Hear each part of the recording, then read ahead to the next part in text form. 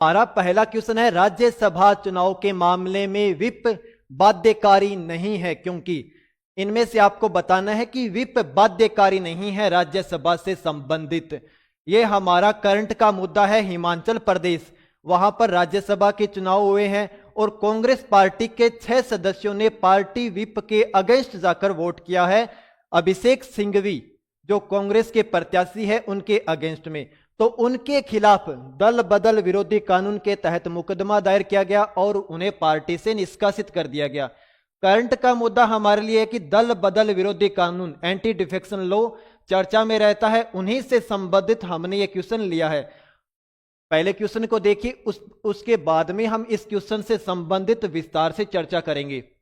पहला है, मतदान खुले मतपत्र के माध्यम से होता है। यह बात आपकी सही है कि मतदान खुले मतपत्र के माध्यम से होता है, लेकिन व्हिप बाध्यकारी नहीं है, इससे संबंधित ये नहीं है। सेकंड है, दल बदल विरोधी कानून में स्पष्ट रूप से उल्लेख किया गया है कि राज्यसभा चुनाव के मामले में व्हिप बाध्यकारी नहीं है। इसका उल्लेख स्पष्ट रूप से नहीं किया गया है। राज्यसभा में सांसदों के चुनाव के लिए मतदान को विधानसभा के भीतर की कार्यवाही नहीं माना जाता है। फोर्थ ऑप्शन है आपका, राज्यसभा के चुनाव अनुपातिक प्रतिनिधित्व प्रणाली पर आधारित है। आपकी ये सही है, लेकिन हमें देखना है कि चुनाव से संबंधित व्हिप बाध्यकारी नहीं है, क्योंकि आपका सही आंसर होगा राज्यसभा में सांसदों के चुनाव के लिए मतदान को विधानसभा के भीतर की कार्रवाई नहीं माना जाता है। अब हम इस क्वेश्चन को आराम से देखते हैं। एग्जाम से जरूरी नहीं है कि आपका यही क्वेश्चन पूछ लिया जाएगा, लेकिन दल बदल विरोधी कानून करंट में है, तो इनसे संबंधित जो भी डिस्कस किया जाएगा उससे क्वेश्चन पूछने की सबसे ज्यादा संभावना रहती है। अगर हम बात करें दल बदल विरोधी कानून की, एंटी डिफेक्शन लॉ की,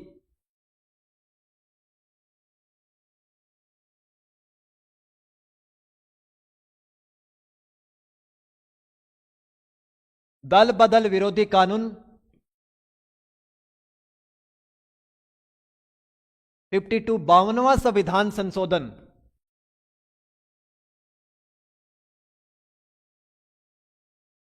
1985 में इसे ऑर्गेनाइज किया गया और इसके द्वारा कौन सी अनुसूची जोड़ी गई है बताइए। इनके द्वारा 10वीं अनुसूची जोड़ी गई है।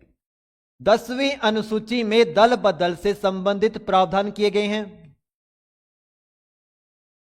और 10वीं अनुसूची में ही बताए गए 4 ग्राउंड जिसके आधार पर दल बदल विरोधी कानून लागू होगा और उसकी सदस्यता चली जाएगी। और वो 4 आधार कौन से हैं? इन 4 आधारों को भी एग्जाम में पूछा जा सकता है। पहला है इसमें स्वेच्छा से, अगर स्वेच्छा से वो पार्टी से त्यागपत्र दे देता है।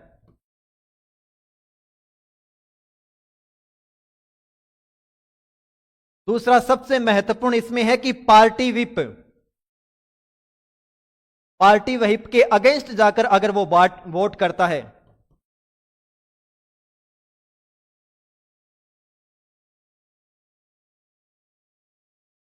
तीसरा इसमें बताया गया है कि कोई भी निर्दलीय सदस्य, कोई भी निर्दलीय है, उसने निर्दलीय चुनाव लड़ा है और वो जीत जाता है और वो कोई भी पार्टी ज्वाइन कर लेता है,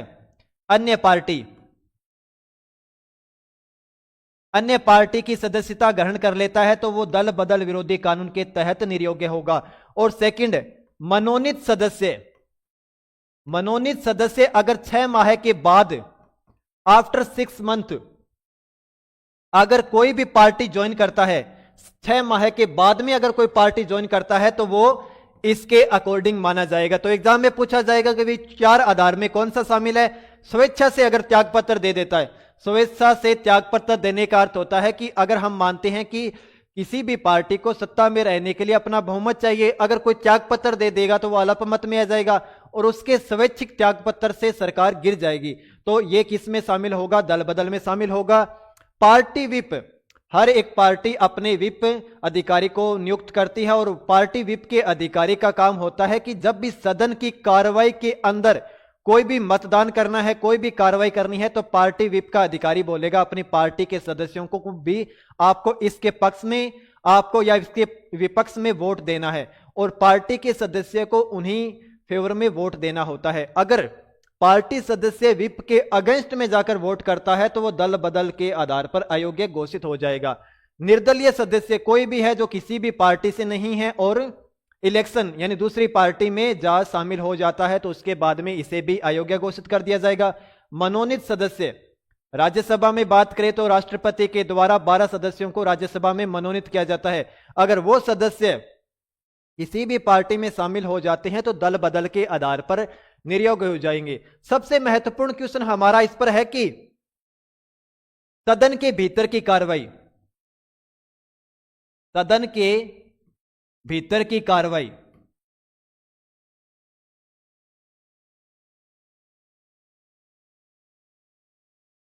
सदन के भीतर की कार्रवाई में ही पार्टी व्हिप लागू होता है। जैसे हम बात करें बजट सत्र से संबंधित, बजट सत्र में क्या होता है कि कोई भी सत्तारूढ़ है वो बजट पेश करती है तो पार्टी के उम्मीदवारों का, पार्टी के सदस्यों का ये होता है कि वो बजट में पार्टी के फेवर में वोट करें। अगर अगेंस्ट में वोट करेंगे तो वो सदन की कार्रवाई के विपरीत होगा और उन पर दल बदल लागू हो जाएगा।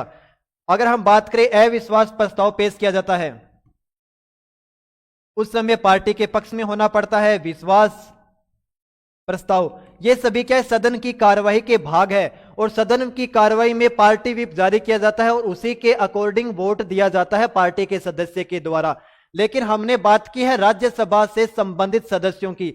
राज्यसभा का जब इलेक्शन होता है तो वहां पर बाध्यकारी नहीं बनाया गया है वोट देना, यानी कोई भी सदस्य है, मान लीजिए कांग्रेस के 6 सदस्य थे, उन्होंने अगेंस्ट में वोट गिरा है अभिषेक सिंघवी के, ये इस आधार पर अयोग्य नहीं समझे जाएंगे। उन्हें अयोग्य इस आधार पर समझा गया था कि उन्होंने बजट की कार्रवाई में भाग नहीं लिया, तो ये बजट संसद की कार्रवाई का भाग होता है और अगर इसमें भाग नहीं लेने का अर्थ होगा कि वो पार्टी के अगेंस्ट है और पार्टी के अगेंस्ट होने का अर्थ होगा कि वो दल बदल विरोधी कानून के आधार पर निर्योग्य घोषित हो जाएंगे। तो क्वेश्चन देखिए द्वारा, राज्यसभा में सांसदों के चुनाव के लिए मतदान को विधानसभा के भीतर की कार्रवाई नहीं माना जाता है। विधानसभा के भीतर की कार्रवाई नहीं माना जाता है।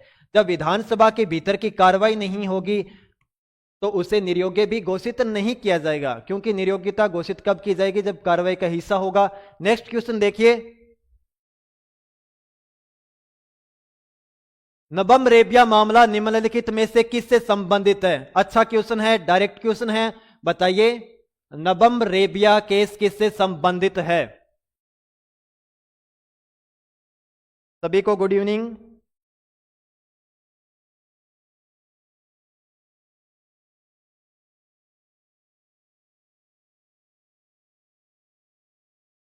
नबम रेबिया केस मामला निम्नलिखित में से संबंधित है। नबम रेबिया केस संविधान की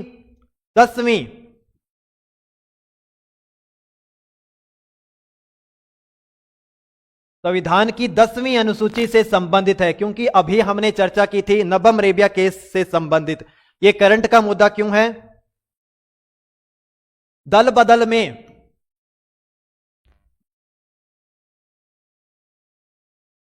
अंतिम निर्णय कौन करता है? दल बदल में निर्योग्यता का अंतिम निर्णय स्पीकर महोदय के द्वारा किया जाता है। लेकिन नबम रेबिया केस में कहा गया था कि अगर स्पीकर महोदय के खिलाफ संकल्प पारित किया गया है, कौन सा संकल्प? इसे रिमूवल करने का।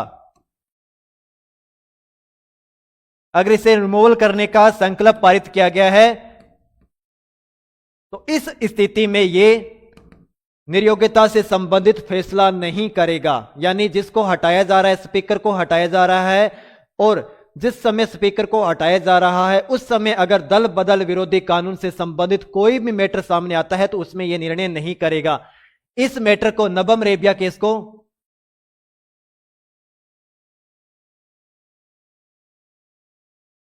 हाल फिलहाल में 7 जज की बेंच को रेफर कर दिया गया है। यह शिवसेना से संबंधित महाराष्ट्र में विवाद का कारण बना हुआ है।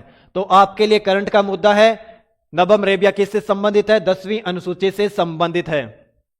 तो आपका सही आंसर होगा संविधान की 10वीं अनुसूची के अंतर्गत कार्य करने वाले विधानसभा के अध्यक्ष यानी स्पीकर की शक्तियों से संबंधित है। नेक्स्ट क्वेश्चन देखिए, संविधान के अनुच्छेद 142 के तहत सर्वोच्च न्यायालय के पास निम्नलिखित शक्तियां हैं। सबसे महत्वपूर्ण क्वेश्चन, अगर हम आज के समय में माने सर्वोच्च न्यायालय से संबंधित, तो वो आर्टिकल 142 अनुच्छेद 142 है। अब इस क्वेश्चन को समझिए। पूर्ण न्याय कंप्लीट जस्टिस करने के लिए आवश्यक आदेश जारी कर सकता है। किसी व्यक्ति की उपस्थिति सुनिश्चित करने, किसी दस्तावेज की खोज या प्रस्तुति या किसी अवमानना की जांच या दंड के आदेश से कोई आदेश देना।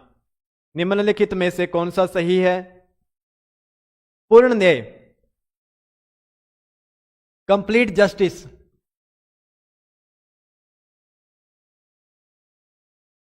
आर्टिकल 142 ओनली किसको पावर देता है? ओनली सुप्रीम कोर्ट को पावर देता है कंप्लीट जस्टिस से संबंधित, राज्य की उच्च न्यायालय को नहीं। इसमें आपको देखना है कि जैसे हम देखते हैं कुछ एग्जाम्पल के तौर पे हम देखते हैं राम जन्मभूमि को, रामलला में फैसला आया था कि राम जन्मभूमि रामलला की है, तो ये भूमि किसको हस्तांतरण कर दी गई है? ये रामलला को हस्तांतरण कर दी गई है। लेकिन मस्जिद के लिए, मुस्लिम समुदाय के लिए नमाज पढ़ने से संबंधित जगह देने के लिए क्या किया गया है? उन्हें 5 एकड़ जमीन दी गई है। अब ये 5 एकड़ जमीन उद्घोषणा की गई है सर्वोच्च न्यायालय के द्वारा भी। संसद 5 एकड़ जमीन अच्छे जगह पर प्रोवाइड कराएगी किसको? मुस्लिम समुदाय को। क्यों? क्योंकि उनको भी मस्जिद में नमाज पढ़ने के लिए कुछ स्थान होना चाहिए, तो पूर्ण जस्टिस इसे कहते हैं। सेकंड हम बात करते हैं 2017 की। हाईवे से 500 मीटर की दूरी पर शराब खाना होगा, यानी शराब की दुकान हाईवे से, नेशनल हाईवे से कितनी दूरी पर होगी? 500 मीटर की दूरी पर होगी। यह भी इससे संबंधित है। अगर हम एक लेटेस्ट मुद्दा देखते हैं जिसमें यह था कि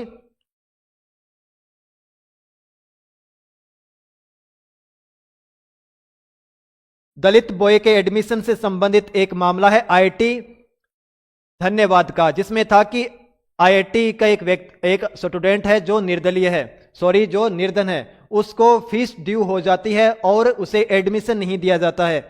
उस कंडीशन में सुप्रीम कोर्ट आदेश जारी करता है एडमिशन से संबंधित।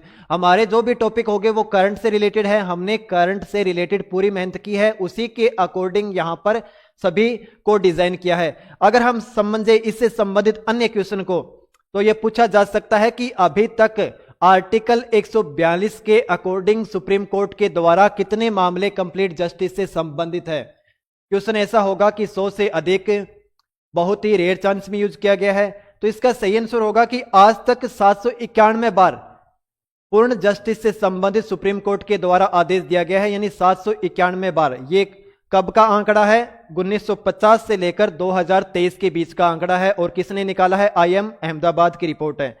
मुख्य क्वेश्चन यही पूछा जाएगा कि क्या पूर्ण जस्टिस से संबंधित, पूर्ण न्याय करने से संबंधित सुप्रीम कोर्ट रेयर चांस में ही अपनी आदेश जारी करता है? नहीं, उन्होंने कम से कम 791 बार अपने पूर्ण न्याय को जारी किया है। क्वेश्चन को देखिए। और सेकंड, ये बेर एक्ट की भाषा है जिसमें आर्टिकल 142 तो में स्पष्ट रूप से कहा गया है कि किसी व्यक्ति की उपस्थिति सुनिश्चित कराने, किसी दस्तावेज की खोज या प्रस्तुति, किसी अवमानना की जांच, दंड के उद्देश्य में कोई आदेश देना, ये सभी किस में शामिल होंगे? आर्टिकल 142 2 के अकॉर्डिंग शामिल होंगे। तो आपका सही आंसर होगा दोनों। नेक्स्ट क्वेश्चन देखिए। निम्नलिखित विषयों पर विचार कीजिए। अच्छा क्वेश्चन है। शिक्षा, वन, वजन और माप, जंगली जानवरों और पक्षियों का संरक्षण उपयुक्त में से कितने 7वीं समवर्ती सूची के अंतर्गत सूचीबद्ध है? आपको पता है आर्टिकल अनुच्छेद 246 के अकॉर्डिंग 7वीं अनुसूची, जिसमें संघ सूची, समवर्ती सूची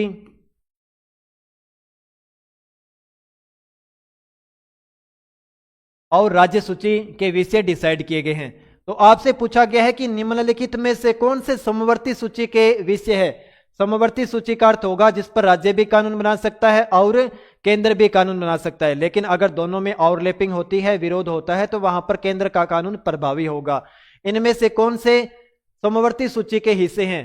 शिक्षा इसका भाग है, वन इसका भाग है, वजन और माप इसका भाग है, जंगली जानवर और पक्षियों का संरक्षण इसका भाग है। तो आपके सभी 4 सही होते हैं। सबसे महत्वपूर्ण अगर हम बात करें शिक्षा, वन, वजन और माप को 42वें संविधान संशोधन से 1976 इंदिरा गांधी की सरकार के द्वारा इन्हें राज्य सूची से हटाकर समवर्ती सूची में ट्रांसफर किया गया है। किसको? शिक्षा को, वन को, वजन को और माप को। तो आपसे पूछा जा सकता है कि कौन से अमेंडमेंट के द्वारा इनमें परिवर्तन किया गया है, तो वो 42वां संविधान संशोधन है। नेक्स्ट क्वेश्चन देखिए, श्रेया सिंगल मामले में ऐतिहासिक फैसला मुख्य रूप से निम्नलिखित मुद्दों पर केंद्रित है।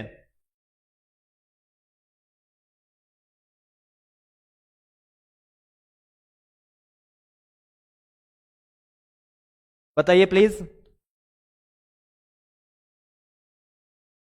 श्रेय सिंगल मामला, अगर आप हमारी पहले की क्लास में थे जिसमें हमने RS first grade, second grade और रीड से संबंधित सीरीज चालू कर रखी है, उसमें हमने श्रेय सिंगलवाद को बहुत अच्छे तरीके से डिफाइन किया है।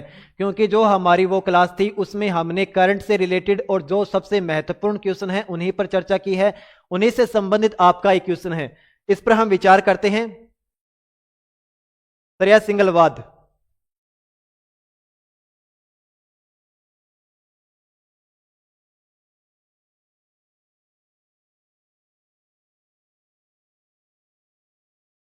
श्रेय सिंगलवाद आईटी एक्ट 2000 की सेक्शन धारा 66A से संबंधित है।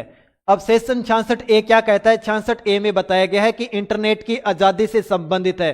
अगर हम बात करें अपने मूल अधिकार की, मूल अधिकार में अनुच्छेद 19(1)A जो हमें बोलने की और अभिव्यक्ति की आजादी देता है, और इसमें इंटरनेट की आजादी शामिल है। आज के युग में इंटरनेट की आजादी हमारे बोलने का माध्यम है। सोशल मीडिया के द्वारा हम सरकार की आलोचना कर सकते हैं, सरकार से अपनी बात रख सकते हैं, अपनी बात मंगवा सकते हैं, जैसे ट्विटर पर ट्रेंड के द्वारा, इंस्टाग्राम के द्वारा, सोशल मीडिया, फेसबुक या फिर यूट्यूब के माध्यम से। तो इंटरनेट की आजादी आज के समय में सबसे बड़ा हथियार है। इस सेशन में इंटरनेट की आजादी को बाधित किया गया है और हमारे मूल अधिकार में ही अनुच्छेद 13(2) में बताया गया है कि राज्य के द्वारा अगर कोई विधि बनाई जाती है और वो मूल अधिकारों से असंगत है तो उनको क्या कर दिया जाएगा? नल एंड वॉइड, शून्य घोषित कर दिया जाएगा। किसके द्वारा? सुप्रीम कोर्ट के द्वारा। यह पावर किसको दी गई है? सुप्रीम कोर्ट को दी गई है। सुप्रीम कोर्ट ने ऐसा ही किया है। सेक्शन 66A को अनकॉन्स्टिट्यूशनली, असंवैधानिक घोषित कर दिया गया है। अब क्वेश्चन पर वापस आइए। ई कॉमर्स वेबसाइट इसका सही आंसर नहीं है। डिजिटल मीडिया में कॉपीराइट उल्लंघन के मुद्दा ये नहीं है। अपने प्लेटफॉर्म पर होस्ट की गई सामग्री के लिए बिचौलिए की जिम्मेदारी, ये आपका सही है। अपने प्लेटफॉर्म पर होस्ट की गई सामग्री के लिए बिचौलिए की जिम्मेदारी, यानी ये रिस्ट्रिक्शन लगाता है, जिम्मेदारी आरोपित करता है उम्मीदवार पर, कैंडिडेट पर, कि आपको ऐसा कंटेंट नहीं डालना है जो इंटरनेट की आजादी के माध्यम से आप अहिंसा फैलाओ, सरकार की आलोचना करो। नहीं, ये आप इससे संबंधित था, इसलिए सुप्रीम कोर्ट ने इसे नल एंड वॉइड घोषित कर दिया। क्यों कर दिया? क्योंकि हम बोलेंगे इंटरनेट पर तभी तो हमें पता चलेगा, तभी सरकार को हमारी आवाज का पता चलेगा। इसलिए आपका सही आंसर होगा 3 नंबर। नेक्स्ट क्वेश्चन देखिए,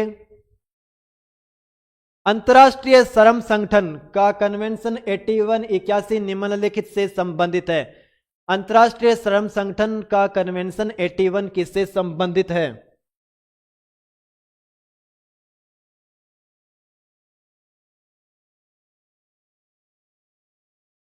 बताइए।